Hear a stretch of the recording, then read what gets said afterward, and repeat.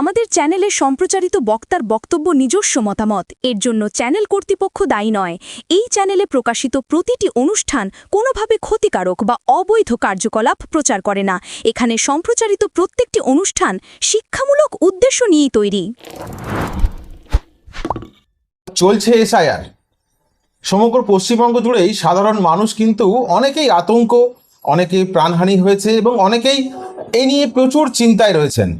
SIR এর hearing হয়েছে, SIR এর হেয়ারিংয়ে অনেকে উপস্থিত হয়েছেন, অনেকে উপস্থিত হতে পারেননি এবং তাদের বাড়ির লোক উপস্থিত হয়েছে। সেক্ষেত্রে আমরা আরও একটা চিন্তার মধ্যে এখনো ভুগছি যে এসআইআর এর হেয়ারিং তো হয়েছে, কিন্তু চূড়ান্ত তালিকায় যদি নাম না ওঠে তাহলে কি হবে, তাহলে কি করণীয়, কি করতে হবে আমাদেরকে। আমরা ইতিমধ্যেই পেয়ে গেছি শাকির হোসেনকে, আমাদের হাইকোর্টের লয়ার, তার সঙ্গে আমরা কথা বলবো। শাকির ভাই, ওয়েলকাম। কেমন আছেন আগে বলুন। ভালো। দেখুন, আপনার যা প্রফেশন, আমরা আপনার কাছে সাজেশন নিতেই পারি। ওনার কাছে সাজেশন নেওয়া আমাদের মনে হয় সাধারণ মানুষের, একজন নর্মাল মানুষের সাজেশন নেওয়ার থেকে আমাদের শাকির ভাইয়ের থেকে আমরা যদি সাজেশন নিই হয়তো অনেকটা জানতে পারবে এবং সাধারণ মানুষ এতে অনেকটা উপকৃত হবে এবং অনেক কিছু জানতে পারবেন। আজকে আমি অল্প একটুখানি কথা বললেই আপনারা বুঝতে পারবেন যে কতটা সুবিধা হতে চলেছে আজকে। এই পুরো ভিডিওটা কিন্তু আপনারা দেখবেন, স্কিপ করলে অনেক কিছু মিস করতে পারেন। কেননা চিন্তা কিন্তু সবার মাথায়, চিন্তার ভাঁজ সবার কপালে। কার নাম বাদ যাবে আর কার নাম চূড়ান্ত তালিকায় থাকবে সেটা কিন্তু এখনও কারোর পক্ষে কনফার্ম নয়। তো আমরা শাকির ভাইয়ের সঙ্গে কথা বলবো। শাকির ভাই, সব থেকে প্রথম প্রশ্ন হচ্ছে যে যদি এসআইআর তো হলো, হেয়ারিং তো হলো, যদি বাই চান্স কারো নাম চূড়ান্ত তালিকা থেকে বাদ চলে যায় তাহলে সেক্ষেত্রে তার কি করণীয়, কি করবে সে? হ্যাঁ, আইনে তো অনেক কিছু প্রভিশন আছে। আমাদের সিইও অলরেডি একটা প্রেস মিট করে উনি একটা প্রভিশন বলেও দিয়েছিলেন। বিষয়টা হয়তো সবাই গুরুত্ব দিয়ে তখন হয়তো বুঝতে পারেনি।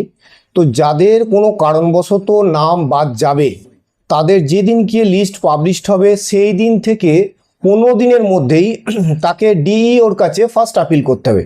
ডিস্ট্রিক্ট ইলেকশন অফিসার উনি হচ্ছেন ডিস্ট্রিক্ট ম্যাজিস্ট্রেট, তো তাকে ডিএম এর কাছে একটা আপিল করতে হবে, memorandum of appeal under rule 23 of registration of electors rules 1960।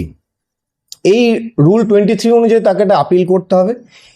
এই আপিলে যদি তার নাম না ইনক্লুড না হয় বা ডিএম যদি কোনো রকম ডিসাইড না করে তাহলে তাকে সেকেন্ড আপিলে যেতে হবে সিইওর কাছে, চিফ ইলেকট্রাল অফিসারের কাছে। সেখানে তাকে রুল 27 অনুযায়ী তাকে একটা আপিল করতে হবে, সেকেন্ড আপিল করার পর সিইও ডিইওকে ফার্দার ওটা হয়তো নির্দেশ দেবে বিষয়টাকে দেখার জন্য এবং ওটাকে ইমিডিয়েট ডিসপোজ করার জন্য। তো সেকেন্ড আপিলেও যদি কারোর নাম ইনক্লুড না হয় তখন তাকে হাইকোর্টে রিট পিটিশন ফাইল করতে হতে পারে আন্ডার আর্টিকেল 226 অনুযায়ী। এবার এই আপিল ব্যাপারটা কি? আপিলটা হচ্ছে একটা অ্যাপ্লিকেশন প্রসেস। অনেকেই হয়তো জানে না, যারা আইনের সাথে যুক্ত তারাই ভালো এক্সপ্লেনেশন দিতে পারবেন, অনেক অভিজ্ঞ লয়ার আছেন। আমি পাবলিকের উদ্দেশ্যে বলবো, আপনারা আপনার এলাকার আপনার সুপরিচিত যারা আইনজীবী আছেন তাদের সাথে পরামর্শ করতে পারেন আপিলের ব্যাপারটা নিয়ে।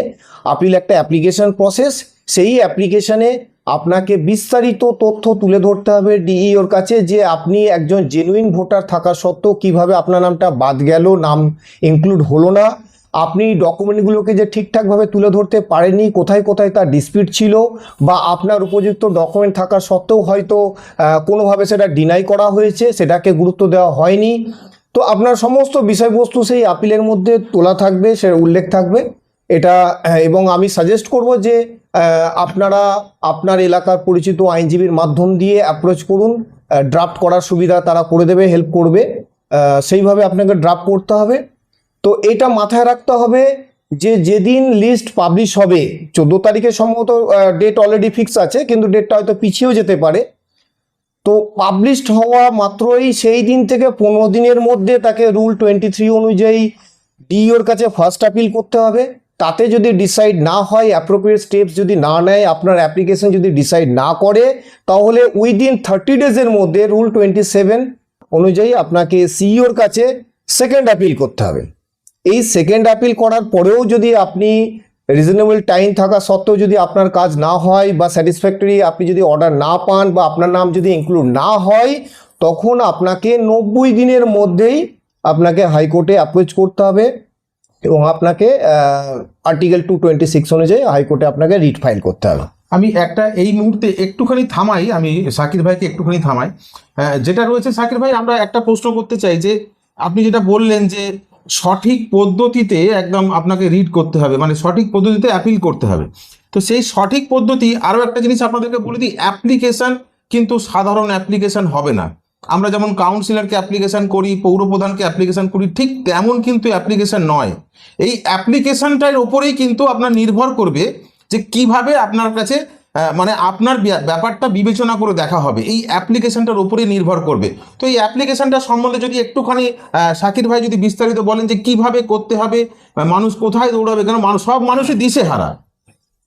হ্যাঁ, বিষয়টা হচ্ছে যে রুলটা আছে, দি রেজিস্ট্রেশন অফ ইলেক্টরস রুলস 1960, সেই রুল 23-তে এই অ্যাপিলের প্রভিশনটা উল্লেখ আছে। তবে সেখানে কোনো প্রেসক্রাইব ফরম্যাট বা ফর্মের কোনো উল্লেখ নেই। এটা হচ্ছে নিজের রাইটিং স্কিল। তো এই জন্য আমি বারবার অনুরোধ করব, আপনারা নিজেরাও লিখতে পারেন, অথবা বেস্ট হয় যদি আপনি আপনার পরিচিত লয়ারকে দিয়ে লেখান, উনি ভালো আইন সম্পর্কে অভিজ্ঞ, উনি আপনাকে সহযোগিতা করবেন। আপনাকে পুরো বিষয়টা তুলে ধরতে হবে। আমি যেমন একটু আগেই বলেছিলাম যে নাম যে বাদ গেল, আপনার বর্তমানে দেখা গেল 70 বছর বয়স, তাহলে আলটিমেটলি আপনার 2002 ভোটার লিস্টের নাম থাকা উচিত ছিল, কিন্তু আপনার নামটা কেন নেই তার একটা এক্সপ্লেনেশন আপনাকে দেখাতে হবে। এবং আপনার যে পরিবারে আরও ভোটার্স আছেন, যারা জেনুইন ভোটার্স রয়েছেন, আপনি যে ব্লাড রিলেশন রয়েছেন, কিভাবে আপনি সেটাকে স্ট্যাবলিশ করছেন, আন্ডার হুইচ ডকুমেন্ট, সেগুলোকে আপনাকে অ্যাপ্রোপ্রিয়েট ওই আপিলের মাধ্যমে তুলে ধরতে হবে। এবং আপনার যে ইসিআই গাইডলাইন অনুযায়ী যে 13টা ডকুমেন্টের কথা বলা হয়েছিল, সেই ডকুমেন্টের মধ্যে আপনার কাছে কোন কোন ডকুমেন্টগুলো আছে, সেই ডকুমেন্টটা কিভাবে আপনার এই ভোটার রাইটসটাকে স্ট্যাবলিশ করার জন্য কিভাবে আপনাকে সহযোগিতা করবে, সেই ডকুমেন্টগুলোকে তুলে ধরতে হবে। এবং যদি আপনার ওই 13টা গাইডলাইনের অনুযায়ী যে ডকুমেন্টের কথা বলা হয়েছে সেগুলো যদি না থাকে, এর যদি বিকল্প কোনো ডকুমেন্ট থাকে, তাহলে সেই ডকুমেন্টটাকে আপনি কিভাবে স্ট্যাবলিশ করবেন, এই পুরো বিষয়টাকে কনভিনিয়েন্স করতে হবে ডিইওকে। এবং তার প্রত্যেকটা এভিডেন্টারি ডকুমেন্ট, তার ডকুমেন্টের নাম, তার আইডি নাম্বার, এই সমস্ত বিষয়বস্তুটা। তো এটা একটা সাধারণ অ্যাপ্লিকেশন নয় যে আপনি 2 লাইন বাংলায় দরখাস্ত লিখে দিলেন আর নামটা উঠে গেল, তা নয়। আপনাকে পুরো বিষয়টাকে পরিস্ফুটভাবে তুলে ধরতে হবে আপনার লেখনীর মাধ্যমে, যাতে করে অফিসার বিষয়টাকে বুঝতে পারে যে হ্যাঁ, ইনি একজন জেনুইন ভোটার, এবং এটাকে পুনরায় একটা খতিয়ে দেখে আপনার সমস্ত দেওয়া ডকুমেন্টটাকে ওরা খতিয়ে দেখে অনুসন্ধান নিয়ে যাতে নাম তোলা যায় কি যাবে, তোলা যাবে কি যাবে না, সেটা ওরা ফাইনাল ডিসাইড করবে।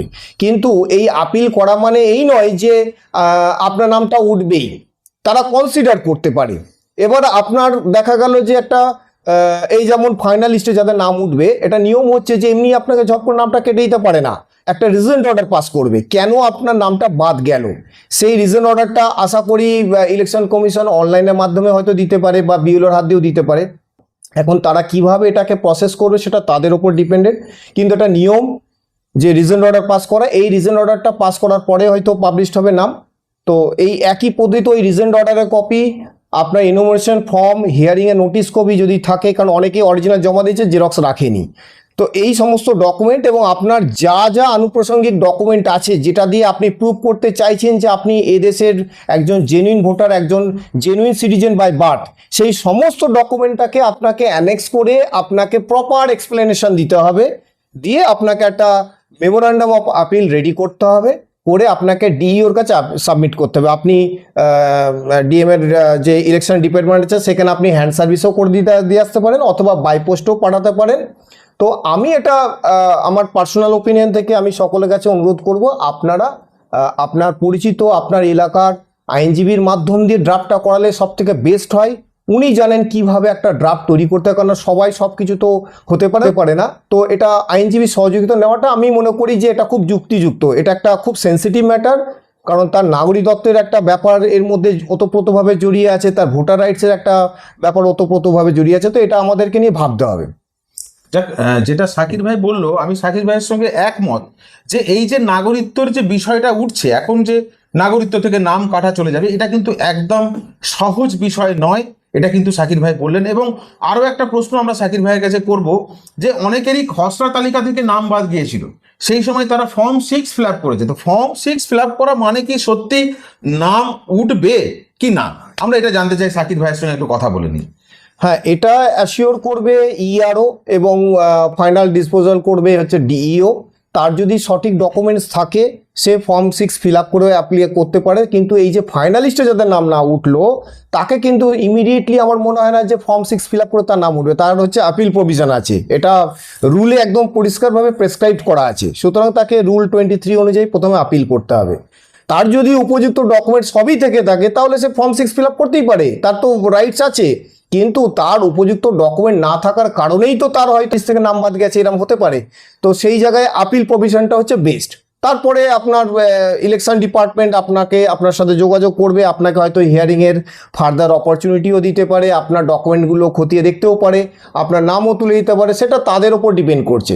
তো এটা নয় যে আমার নাম বাদ গেছে মানে আমার সব শেষ, এটা কেউ প্যানিক হবেন না।